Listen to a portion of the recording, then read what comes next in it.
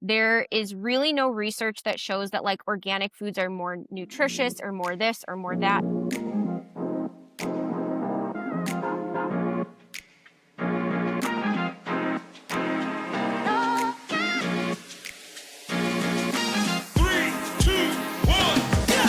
You're listening to Squeeze Limes, where truth stings, laughs heal, and nothing's off limits. I'm Tyler, the daughter. I'm Robin, the mom. And if life gives you lemons, We're squeezing limes instead. so grab a seat, open your mind, and get ready to laugh or cry because we're not here to play nice. We're here to get real. All right. Hi, everyone. Thank you for joining this week's Limelight. We have Jamie Appelbaum here. She is a bariatric dietitian based in Chicago, helping patients navigate their health and nutrition journeys. She holds a master's degree in nutrition and is a registered and licensed dietitian. Welcome, Jamie. Welcome, Jamie. Hi, guys. Good morning. Thanks for having me. Of Thanks course. for being on our show. Of course. And a quick note, Jamie is one of my lifetime friends. We've known each other since we were kids. I'm so happy to be here. I'm so excited for you guys too. This is such a cool opportunity. So thanks again for having me. Of course. course. All right. We are going to play a quick game Great. called This or That. It is Nutrition Edition. Love it. Right? Here we You go. are the Am I just rhyming going to You're queen. read? going. It's all yours, sister. All right. Daughter. Jamie, coffee or tea? From a health standpoint, whatever your preference is. If you're asking me, Love it. coffee. That's my preference Thank you. personally. All right, go. For me, it's tea. I hate coffee. Hey, some I know, people it's so do. That's weird. why, again, one isn't better than the other. Great. I love that. Smoothie or salad? Okay, so I am opinionated on this one. I would say salad because you're getting the fiber intact, right? You have to chew it and your body has to break it down. Smoothie, it's all blended up for you, right? It's already blended. You're kind of breaking down some of those nutrients. You're breaking down the fiber and your body doesn't have to work as hard to break it down. It's obviously a little bit more sugar in smoothies, even if you make it yourself, right? You're breaking the fruit down, you're drinking it. So I would say salad for sure. But if you're somebody who hates salads and you love fruit and a smoothie is a great way to get your fruit in, rock on. I actually never thought about breaking down Oh, the yeah. nutrients in a smoothie. I knew about it when you're like juicing things, because you're taking It's the same thing. away, but you're doing the whole fruit. So I never thought about it breaking down the nutrients, and then your body's not working hard enough to process it. And you're still getting Okay. those nutrients, right? But and again, Not as much. some days a salad might be what you're craving, and the other day it might be a smoothie. It doesn't make, again, food doesn't hold moral value. So you can eat and do whatever you want. But if you're thinking about a balanced lifestyle or what you're typically doing, again, one isn't right or wrong. It kind of just depends on what your goals are. Sweet breakfast or savory breakfast? Did you have this one? We did. It doesn't matter. Doesn't matter, right? It's totally up to you. I'm more of a savory breakfast person, but that doesn't mean that's right or wrong. It's completely up to you and your preferences. Fresh fruit or dried fruit? This is a good one. So I would say fresh probably is better, but I would almost like asterisk it to like fresh could mean frozen, it could mean canned, it can mean all of those things, right? Really? Yes, absolutely. Frozen fruit or frozen vegetables, fruit, whatever, is frozen at its peak freshness, which means the nutrient value is going to be the highest, all of those things. So again, food doesn't hold moral value. Plus, frozen fruit and vegetables will last you longer, right? How many times, this happens in my house, I don't know about yours, that you buy fresh fruit and then all of a sudden 3 days later, you're like, oh, it's moldy, and you throw it away. Yeah. Buying it frozen, you're never going to have that issue. It's going to last in your freezer for quite a long time. Dried fruit, again, you're kind of losing like the hydration portion of it, right? Because you're extracting the water. So again, dried fruit tends to have be a little bit higher in sugar. But again, if you're on the go and that's the easy thing for you to grab, rock on. That's great. But again, if you're looking from like, you have accessibility and all those things, sure, fresh is probably going to be your best option. Love it. Cooking at home or eating out? Cooking at home for sure from a nutrition standpoint, right? Because you know exactly what you're putting into your food. You know how much salt or oil or you know the ingredients, right? You're cooking it yourself versus where you go get it at a restaurant or fast food or whatever. you don't know what they're putting in there. And that's not to say that they're doing anything wrong, but you have more control over what you're eating, obviously, when you cook at home. But again, it's Mm. all based on enjoyment. If you're coming home late from work and the easiest thing is the drive through, that's okay. But again, what can you do a majority of the time to help with your health outcomes? And cooking at home would probably, is obviously the preference. Right. It's all about balance. Exactly. Um, Almond butter or peanut butter? Whatever your preference is. If you're allergic to peanuts, please don't eat peanut butter. Right. Right? Like, then definitely almond Obviously. butter in that situation. But again, one is not healthier than the other. It's Mm, all about your preference. love it. Brown rice or quinoa? Whatever your preference is. And again, I, Same I, I thing. I wish I had better No, answers for you guys, but it really is truly about what your preference is. It's And that good. kind of I do have a good one. go, yeah. Yeah. Raw or cooked? It What? depends, right? I wouldn't tell you to eat raw chicken, but if you want to eat like a raw piece of broccoli, you know what I mean? No, What are you right. talking about? That's what I mean. Meaning, there are some people that just eat raw, and that I didn't mean Raw what? meat, vegetables Oh. Mhm. or cooked. Because I heard a million years ago that a cooked vegetable does take out nutrition or nutrients, but eating it raw is they're intact. I don't know if that's true.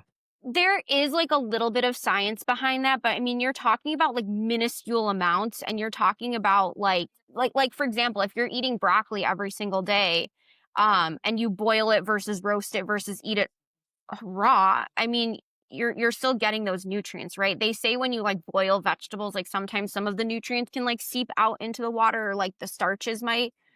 But again, I mean, we're talking about well balanced here, right? We're talking about really minuscule things, Okay, right? And again, it's not that's all good or to know. nothing. It's, maybe you hate broccoli that's been boiled. Yeah. You know what I mean? Like, so then eat it the way that you want to. You're still eating Right, broccoli, right. right? It makes sense. Yeah. Okay, Right. okay, good. That's good. Almond milk or cow's milk? Complete preference. Again, if you've got lactose intolerance, don't drink cow's milk, like don't drink the Right, thing that's right, going to make you sick. Cow's milk is right. going to Like have that. like obviously like some healthier fats in it. For young children and babies, whole cow's milk is something that's Yes. recommended. Um, but again, it's not all or nothing unless you have some type of health condition or allergy for it. Perfect. Chocolate. Did you do this one? Chocolate or cheese? No, I didn't do that. That's a weird one. Preference, right? Preference. Yeah, I like both. Yeah, I like Might take both that out. too. Yeah. Meal prep or wing it? I'm gonna say meal prep, but it depends on the type of person you are, right? And so when True. I think of meal prep too, I'm not thinking of spending all day Sunday in the kitchen like prepping things. More so I'm thinking, let me make my grocery list so I know what I'm going to buy at the store, so I know what I'm set up for the week. Cuz I think when you hear meal prep, it's like, "Oh my god, I have to spend all day Sunday in the kitchen prepping 900 So you have different things." meals and you're making it all, Exactly. right? And then you just grab and go for your at work or wherever on the go, you're grabbing your meal. Right, and it's great, don't get me wrong, I think meal prep is great, but I know that by Tuesday, if I've been eating the same thing for, like, 2 days, I'm not eating the rest of whatever's in there, so I find I'm more wasteful when Yeah. I meal prep. Right. I think so So too. when I meal prep, I say, "Okay, Monday we're having" I'm gonna be boring, "chicken and vegetables, and Tuesday we're having salmon and salad," and, whatever, and so when I make my grocery Mhm. list, I list out what I'm gonna eat those days, so I know this is what we're eating this day, and it allows me some flexibility Mm, too. We're running around, we're doing this, you know what, it's 9 PM, we haven't had dinner yet. It was a busy afternoon. Okay, so maybe that's the day we go to the drive-through, and I put I move that meal to the next day. So I think Yeah. meal prep in that aspect, yes, but also life mm. life is busy, so if you have to wing it, that's okay too. Just make sure you have Yeah. things in your pantry, in your freezer, in your fridge to make the best choice possible. Yeah, absolutely. I think that's so important. We've been doing a really good job about that of like meal prepping in terms of what are we going to eat throughout the week because I've done the like on Sundays you meal prep like one meal for the You whole week used to and do that. it was awful. Like Mhm. I just hated eating the same thing over. I'm like there's no like enjoyment to this. So Totally. Right. I love That's that part of you your talked about lifestyle it. then. You're impacting your lifestyle.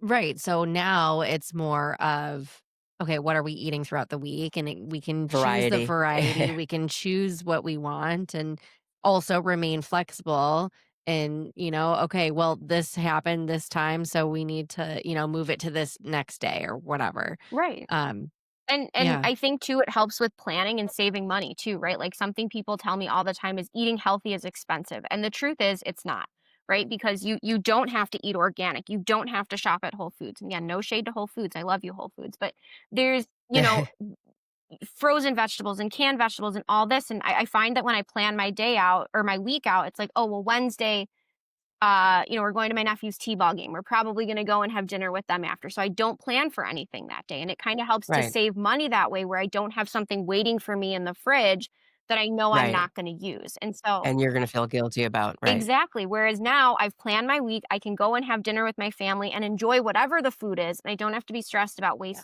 wasting the food that's in my fridge or feeling like I'm off track because the other 6 days out of the week, I have a plan. Right. Nice.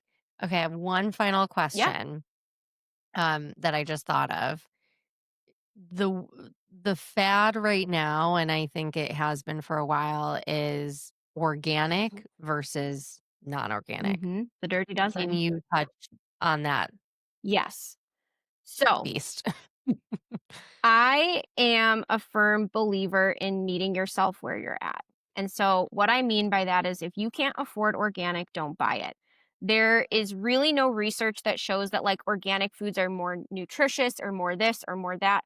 Organic foods are also sprayed with pesticides and things. They're different from maybe what conventional fruits and vegetables are sprayed with, but at the end of the day, neither one of those things is going to kill you, right? Neither one of those Mm, things is going to change. If you're eating organic apples versus regular apples, what's the difference in your health outcomes? Nothing. You're eating an apple, right? Like, so I would argue to people that first of all, work within your budget. Full disclosure, I don't buy organic unless I accidentally grab the organic thing at the grocery store. Oh, there's the avocados, and then they ring it up. I say $3. Are you nuts? Um, Right. fine, it's The already in wrong there. one. Just Yeah. throw it in there. But there's really no like improve. Even with meats, really? Mhm. Now there's Like, some research. hormones and in milk? Again, there's these things are put in there usually for some reason, right? So like preservatives is a big conversation. It's to keep, Right, which is the cheaper buy. and I would argue more expensive doesn't mean healthier. No, absolutely, but if there's hormones in milk Mhm. and then there's not in organic milk, Mhm. then wouldn't that be this easy choice So or I would no? ask you, what are those hormones? What do those hormones do to you? Why do you want to avoid those hormones? And I think as you dig into the research, or someone would dig into the research, you would find there's no negative effect as far as we know, right? And so if you prefer to buy the organic milk because this idea of hormones, like that's scary, I don't know what that means, Yeah. and you Yeah. can afford it, by all means, that is up to you and do that. But I wouldn't say that somebody who does, and this is where I think the nutrition industry has a problem, you shouldn't shame or fearmonger somebody who can't afford those things, Oh, right? for sure. And I'm For not Mm, sure. saying that's what you guys do, but you'll see that all over the internet. Like, you're yeah. gonna kill yourself if you buy regular milk. Okay, no, Right. no, that's not the I case. just I mean, we grew up with, like, I grew up with that hormone, problem with actually, my youngest sister Hmm. had some issues with milk, and there was a significant difference between organic then and I mean, she's 52 years old, so this is a very long time Hmm. ago, and so I think it's progressively gotten worse because of demand and like sustainability and it's like Twinkies. I mean, Hmm. they can last for 100 years or something on a shelf, and that's kind of gross. But and that's clearly not organic milk versus Right. regular milk. But there are things in, I think, certain food groups Hmm. that are significant as Absolutely. opposed. And here's the Yeah. thing, we are learning more every day, right? And so, again, I go back to that. Is this going to harm you? Is this going to cause you harm? Is this going to cause inconvenience in your life? And is it going to cause an increase or a decrease in joy? Right. And so, for your sister, if this was something specifically that caused her to be ill, then she should stay away from it. But if somebody else doesn't have that issue, what's the harm then in buying, the regular milk? And I would say too, causation doesn't mean correlation, right? Or it might have flipped those, Mm, but you know, the two aren't always related. And again, I don't know your sister's situation by any means, but could it have been something else? Maybe she was lactose intolerant, right? And we're attributing it to the hormones. And again, I don't know your sister's situation, but those are things we see a lot of the time in health influencers and things like that. Well, they'll say this, Mhm. and that will make you sick, Right. when we don't know that the two things are correlated. A big one is like the sugar-free Yeah. alternatives, like with Diet Coke. Everybody says that the aspartame causes cancer. When you really look into the research, you would have to drink over 30 cans of Diet Coke a day to have a risk of cancer. Not a Mm. diagnosis of, but an increased risk. And so that's where I think, the media especially will take one thing, they see Diet Coke cancer, and they put it out there. This Sensationalized, right. exactly. That's what Americans do really well. Totally. And so again, I don't know your sister's situation, but what could it be? And kind of like asking those questions and digging deeper and saying like, well, is the organic milk going to cause me to become bankrupt? Or, that's extreme. But kind of, and then digging into the research. I would say too, to anyone listening, when you're looking at things online, make sure that you're reviewing somebody who's credentialed. Again, for a dietitian, you're looking for that RD MS after their name. They have to be a registered dietitian. They have to have that schooling. For sure. Look for doctors who actually have an MD after their name, and look into their research and their beliefs too. And they don't always have to align with you, but be open-minded to what you're reading and what you're experiencing, and do your own research. Look for those credible sources, those meta-analyses and things like that. Don't be afraid to read the research. Right, right. And I think Great. that's such an important thing, is to read the research and Mhm. make sure you're not just listening to these And people on read social and media. read labels. And read labels, get educated around that. You've This been a was wealth of wonderful. I'm information. so happy to have helped you guys, and thanks for having me. It was fun. Of course, it was our pleasure. Again, this is Jamie Appelbaum, and we're so excited to have had you. And thank you for listening. If you have any further questions, maybe we can reach out to Jamie and do another if there's a wealth of information and questions that people want to know. Otherwise, thanks for joining, and we'll see you all Thank next you. Thanks, time. guys. Bye, Bye. Jamie. Bye, Bye. thank you. Thanks for hanging out with us. Be sure to follow, subscribe, and share it with someone who needs a good squeeze. Of course, everybody needs one. See you next time on Squeeze Lines.